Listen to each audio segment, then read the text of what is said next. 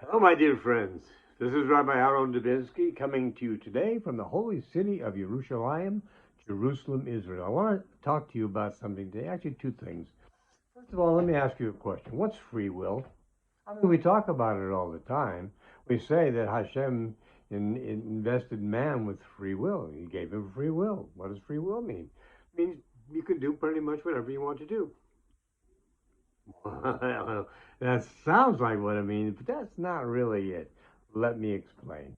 Free will does give you the ability to make the choice to do whatever you want. You can do good, you can do evil, and you can do anywhere in between. You can, but that's not the way it's supposed to work.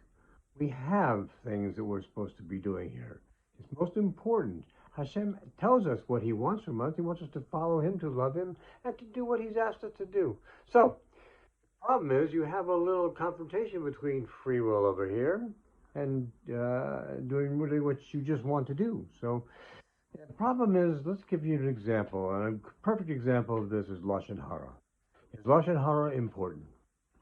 Boy, is lashon harah important.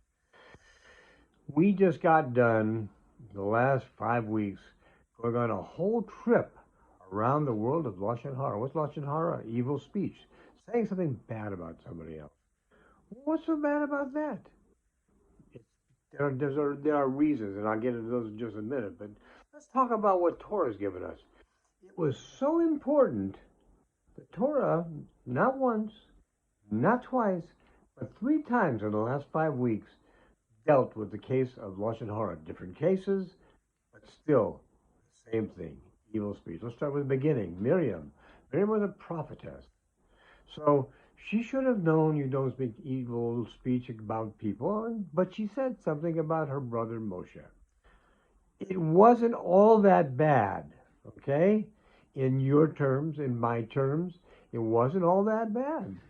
But in the terms of a prophetess who should know better, you don't do it. So what happened to Miriam because of this? Because of this, she got saras. She got leprosy. For a week, she had to stay outside, separated from the camp because of that. Again, you're not just talking about some woman in the camp. You're talking about a prophetess, a woman who led the women. Like Moshe led everybody else, she led the women. It was important. She was set to set an example. And the example she set, according to Kadosh Baruch Hu, was not the example he wanted to have set. So that was 1 week. Next week, what do we have? We have the Meraglim, the spies. How is this lashon harah? Well, because they came back from the land of Israel after they explored it, and they badmouthed the land. Their lashon harah wasn't against any people, individuals in general. It was about the land. Now, let's take a look at that closer. You're talking about 12 men, the heads of the tribes. They weren't just anybody's. They were big shots, big shots. There are those who say the reason they lied when they came back is because they were afraid they'd lose their position as princes of their tribes, which is absolutely ludicrous, but we won't go into that right now, but that's not the reason why. So they went there and they came back with a report that the land was unconquerable, except for two of them. Two of them, Yeshua and Caleb, came back and they gave a good report. The other 10 gave a bad report. And let's just take a look at what happens on this. The children of Israel were released from slavery to freedom. Whoa. I'm not talking about 100 people, 1,000 people, 2,000, 10,000, a million. There were over 3 million, not including converts, not including women and children. Holy cow. That's a lot of people. Who could do something like that? Kadosh Baruch Hu can, and he did.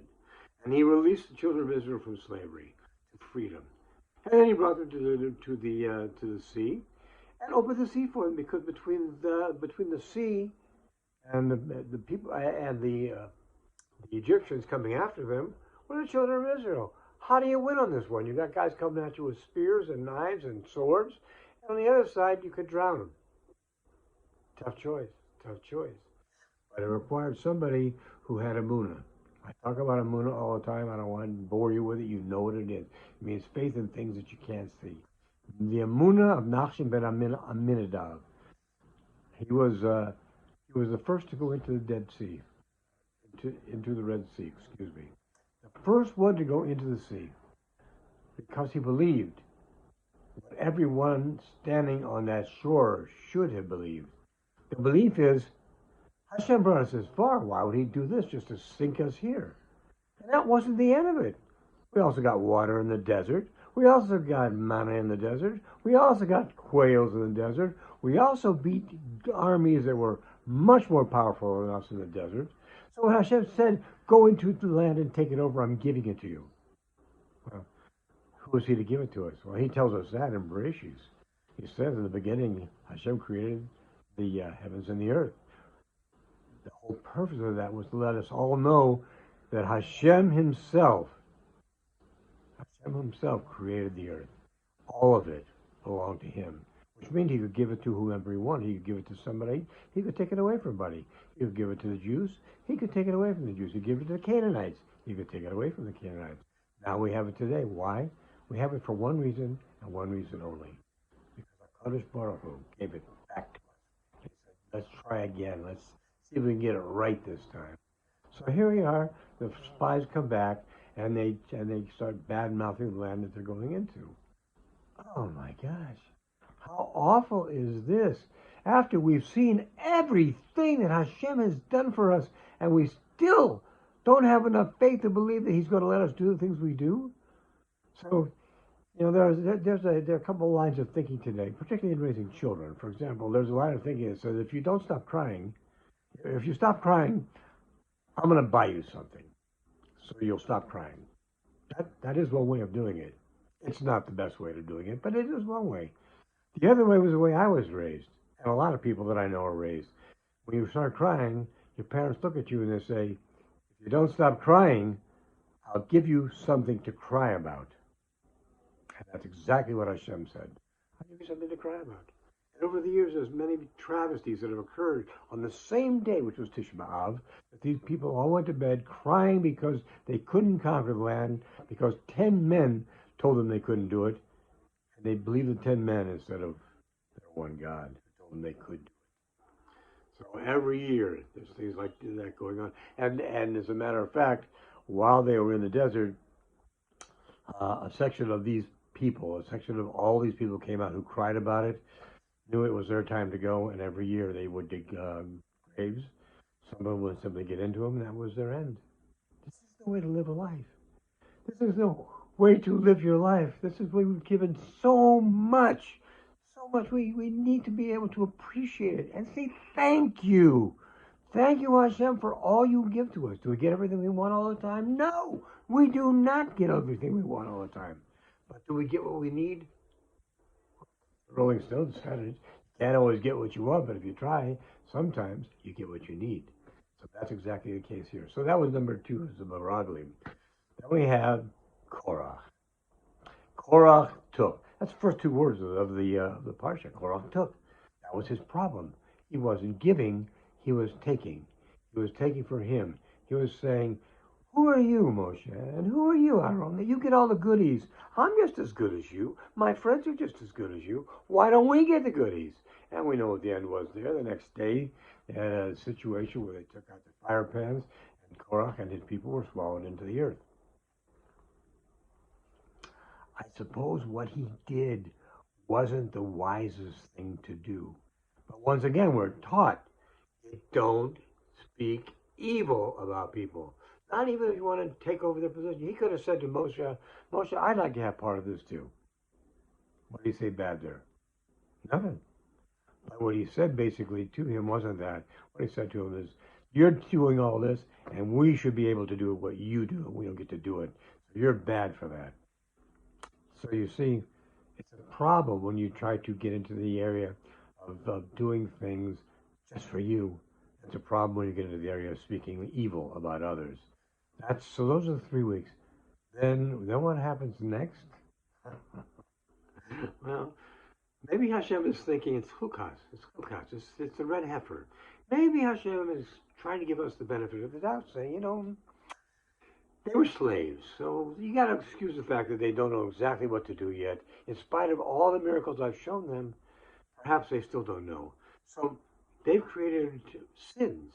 So I'm going to give them weight to get rid of the sins, to wipe them out. We're going to take the red heifer and we're going to kill it, and we're going to mix it with water and the red tie and the wood, and we're going to be able to sprinkle this on the people, and they're going to be clean. They're going to be clean. Isn't that great? Clean. So that was what we did, and then then we move forward to the next week, and we have Balak and Balaam. You have a sorcerer. You have a sorcerer, the likes of which they say he was on the dark side, as powerful as Moshe was on the light side. It's Balaam. So he was trying to get rid of the people. But he said in the beginning to the people from Midian, he said to them, I can only say what Hashem puts in my mouth. And all Hashem would ever do was put in mouth was blessing after blessing after blessing. By the way, not much later on, Balaam dies. But we're not going to get into that. We're going to get into just what he did. So he stands and he says, how goodly are your tents, O Jacob, your dwelling places, O Israel. Wow, not much of a curse. It was a great blessing. Basically, the idea came out that those who God blesses, everybody will bless, and those who you curse, God curses, everybody will curse. So we have a situation where the children of Israel were once again in a difficult situation. They couldn't do what they were supposed to do, so what did Balaam say? Send your women of Midian, because men are weak creatures, and they'll go for the women. And he was right, they did. And Pinchas ended that, and it's a long story, and I don't have that much time to give to you today, but understand, they learned a lesson. Some of them died because of it, but they learned a lesson. The lesson is, you can't speak evil about other people. You can't speak evil even about a land. You can't speak evil at all. So there was a person who used to, that I don't admire her family very much. Her name was Eleanor Roosevelt. And she said one day that strong minds speak of ideas, mediocre minds speak of places, and small minds speak about people. And she was absolutely correct. So how do you know that you're not doing lashon harah? Don't speak about people. Don't speak about people. 4 words. Don't speak about people. If you don't speak about people, you can't say anything bad about people. That's the lesson we've tried to learn over the last 5 weeks. And let us hope that these parshiot have been of a help to us to understand there's a way to live that is healthy, and there's a way to live that is not healthy. Let's choose the way to live. Hashem just wants what's best for us. He wants us to follow what he does. He wants us to love him. He wants us to accept that he makes the decisions. He always makes the decisions. Stop looking at people to give you the right of way to do the things you want to do what's best for you, to give you money, to do whatever else you have to do. Look to Hashem, because no matter who hands it to you, I promise you, always it comes from Hashem. My friends, have a great week ahead. You be well. God bless you, and I hope to speak to you soon. All the best. God bless.